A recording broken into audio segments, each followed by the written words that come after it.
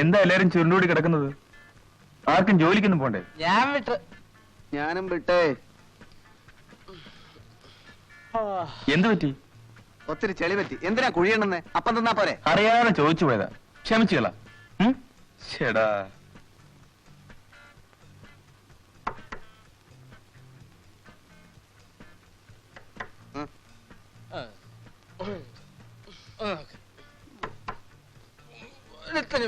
ഞാൻ തന്നെ വേണം. അളികളെ തുറക്കല്ലേ, അവളാ മീനും. അവളെ ഇങ്ങോട്ട് വന്നത് എനിക്കെങ്ങനെ അറിയാം? ഒന്നാമത് ചമ്മി നാറിയിരിക്കുക. ഈ നമ്മളെ മൂന്നിനെ ഒന്നിച്ച് കണ്ടു കഴിഞ്ഞാൽ ആ കൂടി ചളവാകും. അതോട് കളിക്കൂ.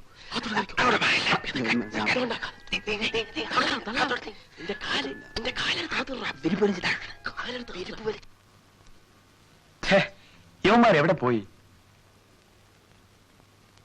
അല്ല മീനുവോ? എന്താ മുന്നറിയിപ്പൊന്നും ഇല്ലാതെ? വീട്ടിൽ കാര്യങ്ങളെല്ലാം മുത്തശ്ശി ശരിയാക്കിയിട്ടുണ്ട്. ബന്ധം കൊള്ളാന്നുണ്ടെങ്കിൽ കല്യാണം ഉടനെ നടത്തണമെന്നാ മുത്തശ്ശൻ പറഞ്ഞത്. പിന്നെ അമ്മയ്ക്ക് പ്രേമനെ ഒന്ന് കണ്ടാൽ കൊള്ളാന്നുണ്ട്. നാളെ വീട്ടിലൊന്ന് വരാമോ? വരാം. പക്ഷേ അവിടുന്ന് ഈ വെട്ടുകത്തി, ഉലക്ക, വിറകുള്ളി ഇവയെല്ലാം ഇന്ന് രാത്രി തന്നെ എടുത്തൊന്ന് മാറ്റണം. ഇതാ ഈ ഷേപ്പ് മാറാതിരിക്കാനാണ്. അങ്ങനെയൊന്നും ഉണ്ടാവില്ല. അമ്മയ്ക്ക് ഇഷ്ടപ്പെടും. മോൾക്ക് ഇഷ്ടപ്പെട്ടോണ്ടാണോ? ഞാൻ പോണു.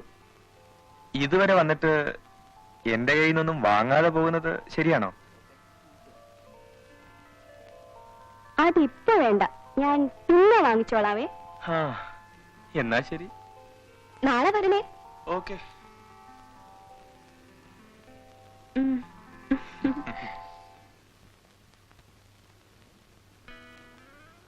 ഏതാടാ ചരക്ക്? എന്റെ ഭാവി വധു. അല്ല, നിങ്ങൾ എന്തിനാ ഒളിച്ചിരിക്കുന്നത്? വല്ല വീക്കും കിട്ടിയിട്ടുണ്ടോ? ഞങ്ങളെ പെണ്ണിനെ അങ്ങോട്ട് കൊടുത്തിട്ടുണ്ട്. എന്തോ? നീ എന്തോന്നാ പറഞ്ഞത്? നീ ഈ പെണ്ണിനെ കല്യാണം കഴിക്കാൻ പോകുന്നു? നിനക്ക് ഈ നാട്ടിൽ വേറെ ഒരു പെണ്ണിനെ കിട്ടിയില്ലേ? ഇതിനെന്താ കുഴപ്പം? കുഴപ്പമൊന്നുമില്ല. ഞങ്ങൾ 3 പേരുൾപ്പെടെ ഈ നാട്ടിലുള്ള മുഴുവൻ ആൾക്കാരും അവളെ കൈകാര്യം ചെയ്തിട്ടുണ്ട്. അതും വീട്ടിൽ വെച്ച്.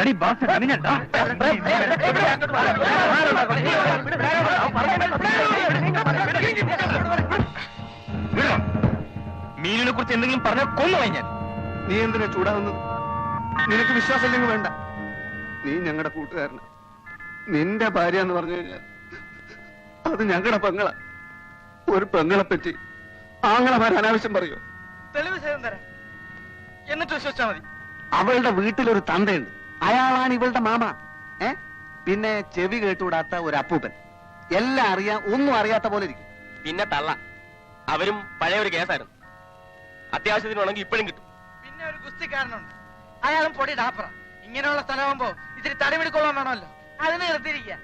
ഏതായാലും നാളെ നീ അവളുടെ വീട്ടിൽ പോകണം. അവിടുത്തെ ഓരോ മുറിയും ഓരോ മൂലയും എങ്ങനെ ഇരിക്കുമെന്ന് ഞങ്ങൾ പറഞ്ഞു തരാം. അവളുടെ ബെഡ്റൂം, ബാത്റൂം, അവൾ കിടക്കുന്ന കിടക്ക വിരിയുടെ നിറം എന്താണെന്ന് വരെ ഞങ്ങൾ പറഞ്ഞുതരാം. വരൂ പ്രേം. ഇത്രയും വൈകിയപ്പോ വരില്ലെന്ന് വിചാരിച്ചു. ഇരിക്കൂ. ഫോണിൽ പ്രേമിന്റെ ശബ്ദത്തിന് വലിയ ഗൗരവമായിരുന്നല്ലോ. ഞാൻ അമ്മയെ വിളിക്കാം.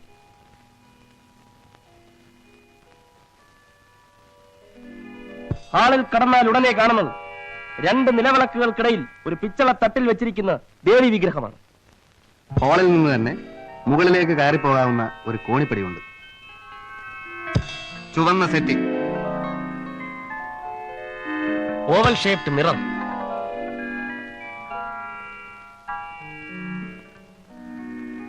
ഇതിന്റെ അമ്മ. ഇരിക്കൂ. എനിക്ക് ആകെ കൂടി ഇവിടെ ഉള്ളൂ. പ്രേമിനെ പറ്റി പറയാൻ തുടങ്ങിയിട്ട് ഒത്തിരി നാളായി. മോൻ അറിയാലോ, പെൺമക്കളുള്ള അമ്മമാരുടെ നെഞ്ചിൽ എന്നും തീയായിരിക്കും. മീനുവിന് ഞാൻ കുറെ സ്വാതന്ത്ര്യം കൊടുത്തിട്ടുണ്ട്. അവൾക്ക് നല്ലതും ചീത്തയും തിരിച്ചറിയാനുള്ള കഴിവുണ്ടെന്ന് മനസ്സിലാക്കിയതിന് ശേഷം പ്രേമിന്റെ മുഖത്ത് നോക്കുമ്പോ അറിയാം എന്റെ മോക്ക് തെറ്റ് പറ്റിയിട്ടില്ലെന്ന്. ആട്ടെ, അച്ഛൻ എവിടെ പ്രാക്ടീസ് ചെയ്യുന്നു? അച്ഛൻ എവിടെ പ്രാക്ടീസ് ചെയ്യുന്നു? ഒറ്റപ്പാലത്ത്. മോൻ ഊണി കഴിച്ചിട്ട് പോയാ മതി.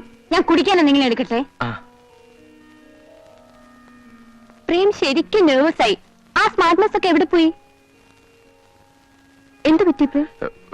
എനിക്ക് തല ചുറ്റുന്നത് പോലെ. മേനുവിന്റെ റൂം എവിടെ? മുകളില, വരൂ. അമ്മ തുറന്നടിച്ച് സംസാരിക്കുന്ന കൂട്ടത്തിലാ. ഫസ്റ്റ് ഇംപ്രഷൻ മോശമായിട്ടില്ലെന്നാ തോന്നുന്നത്.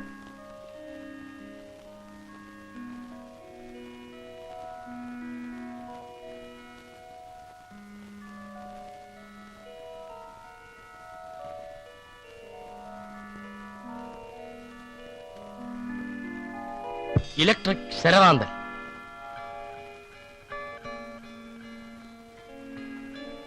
Fancy light.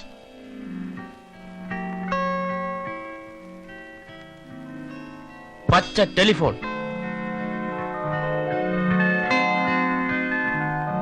മാനിന്റെ ചിത്രമുള്ള ബെഡ്ഷീറ്റ്. ചുവരിൽ മോഡേൺ ആർട്ട്.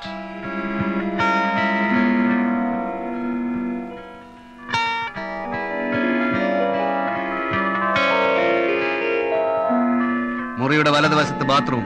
കിടന്നോളൂ. ടൈഗർ ബാം ഉണ്ടോ നോക്കട്ടെ. പ്രേം, എന്ത് പറ്റി പ്രേം? നിൽക്കൂ പ്രേം. തുടരുത്.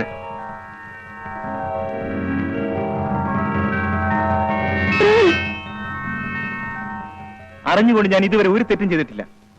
അതുകൊണ്ട് ദൈവം എന്നെ രക്ഷിച്ചു. എനിക്കൊന്നും മനസ്സിലാവുന്നില്ല. കുട്ടിക്ക് നന്നായിട്ട് അഭിനയിക്കാൻ അറിയാം. Keep it up. But I hate you. ആരാന്റെ കുഞ്ഞിന് തന്തയാവാൻ എന്നെ കിട്ടില്ല. പ്രേം, നീനു.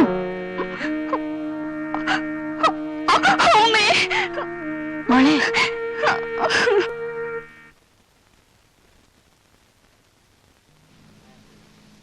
I am Govind. പ്രേമിനെ എനിക്കറിയാം. ഞാൻ വന്നത് എന്തിനാണെന്ന് ഇങ്ങോട്ട് ചോദിച്ച് ബുദ്ധിമുട്ടണ്ട. മീനു എന്റെ പെങ്ങളാണ്. അല്ല, പെട്ടെന്ന് എങ്ങനെ അവൾക്കൊരു സഹോദരനുണ്ടായി എന്നാലോചിക്കണ്ട. ഒരു കാര്യം ഉറപ്പിക്കാം, ഞാൻ നിങ്ങളുടെ ഒരു അഭികാംക്ഷയാണ്. മീനുവും നിങ്ങളും തമ്മിൽ എന്തോ തെറ്റിദ്ധാരണ ഉണ്ടായതായി അറിഞ്ഞു. ഒരു തെറ്റിദ്ധാരണയുമില്ല. അവളെ മനസ്സിലാക്കാൻ കുറച്ച് സമയമെടുത്തു. അങ്ങനെ ഒരു തെറ്റ് അവളെ പൂർണ്ണമായി മനസ്സിലാക്കാൻ കുറെക്കൂടെ സമയം വേണ്ടി വരും. സമയം വളരെ വിലപ്പെട്ടതാണല്ലോ. അതുകൊണ്ടാ പെട്ടെന്ന് തന്നെ ഞാൻ ഇങ്ങോട്ട് പോകുന്നത്. വന്നതുപോലെ തിരിച്ചു പോകാം. It's A closed chapter. ഈ നാട് മുഴുവൻ അവൾക്ക് ആങ്ങളമാരും കാമുകന്മാരും ഉണ്ടായിരിക്കും. അവരല്ലേ എന്നെ ശല്യപ്പെടുത്താൻ വരുന്ന എന്തിനാ? ഒരു പെൺകുട്ടിക്ക് ധാരാളം കാമുകന്മാരുണ്ടെന്ന് പറയുന്നത് ഗുരുതരമായ ഒരു ആരോപണമാണേ. ഇനി അവളുടെ പേരിൽ ഈ ചാർജ് ഷീറ്റ് സമർപ്പിച്ചതാരാണെന്ന് മാത്രം അറിഞ്ഞാൽ മതി. ആരും സമർപ്പിച്ചതല്ല, എനിക്ക് നേരിട്ട് ബോധ്യമായതാണ്. അല്ല, അവൾ മറ്റു കാമുകന്മാരുമായി വല്ല അവിഹിതത്തിലും ഏർപ്പെടുന്നത് നേരിട്ട് കണ്ടോ? അത് കാണാനിട വരുന്നതിന് മുമ്പ് ഞാൻ പിൻവാങ്ങിയല്ലോ. നിങ്ങൾ എന്നെ ശല്യപ്പെടുത്താതെ പോയാൽ വലിയ ഉപകാരമായിരിക്കും. ഒന്ന് പോയാട്ടെ. സുഹൃത്തെ, സുഹൃത്തെ, നിങ്ങൾ ആ കുട്ടിയെ ഇനിയും മനസ്സിലാക്കാത്തത് കഷ്ടമാണ്. അവളുടെ മനസ്സിൽ കാമുകനായ ഒരാളേ ഉള്ളൂ. അത് നിങ്ങളാണെന്ന് എനിക്ക് വ്യക്തമായി അറിയാം. ആരെങ്കിലും അവളെപ്പറ്റി വല്ല അപവാദവും പറയുന്നുണ്ടെങ്കിൽ അതുമല്ല അസൂയക്കാരോ പരമദുഷ്ടന്മാരോ ആയിരിക്കും. മിസ്റ്റർ, ഇനി ഞാൻ നിങ്ങളുടെ തെറ്റിദ്ധാരണ മാറ്റിത്തരാം. എന്റെ 3 സുഹൃത്തുക്കൾ നിങ്ങളുടെ പെങ്ങളെന്ന് പറയുന്ന ആ പെണ്ണിനെ വേണ്ട. അവളിപ്പോൾ എന്റെ മനസ്സിലില്ല. എല്ലാം വെറും സ്വപ്നമായിരുന്നുവെന്ന് വിശ്വസിക്കാൻ ശ്രമിക്കാണ് ഞാൻ. അപ്പോ കള്ളൻ കപ്പലിൽ തന്നെ ഉണ്ട്. ആട്ടെ, നിങ്ങളുടെ സുഹൃത്തുക്കൾ എന്ന് പറയുന്ന ആ മാന്യന്മാരെ ഒന്ന് എനിക്ക് കാണിച്ചു തരാമോ? നിങ്ങൾക്ക് വേറെ ജോലിയൊന്നുമില്ലേ? ഒരു തെളിവെടുപ്പ് നടത്തി സത്യം കാണിച്ചു തരുമൊന്നും വേണ്ട. എന്റെ സുഹൃത്തുക്കൾ എനിക്ക് നല്ല വിശ്വാസമാണ്. നിങ്ങളെ ബോധ്യപ്പെടുത്താനാണെന്ന് വിചാരിക്കണ്ട. എന്റെ പെങ്ങളുടെ കൂടെ കിടന്നവരെ നേരിൽ ഒന്ന് കാണാനുള്ള മോഹം കൊണ്ടാ. അവരുടെ ഇല്ല. എപ്പോ വരും? തോന്നുമ്പം വരും. ദേഷ്യപ്പെടരുത്. ഒരു ഉപകാരം മാത്രം ചെയ്താൽ മതി. എന്നിട്ട് ആ നിമിഷം ഞാൻ പോയിക്കോളാം. അവരുടെ ഫോട്ടോസ് മറ്റോ ഉണ്ടോ? അല്ല, വെറുതെ ഒന്ന് കണ്ടിരിക്കാമല്ലോ. പ്ലീസ്.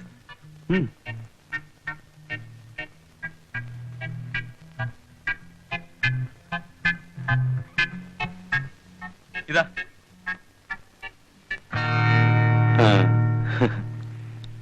ഓഹോ, ഇവരാണോ? ഇവരാണ് പറഞ്ഞെങ്കിൽ തെറ്റാൻ വഴിയില്ല.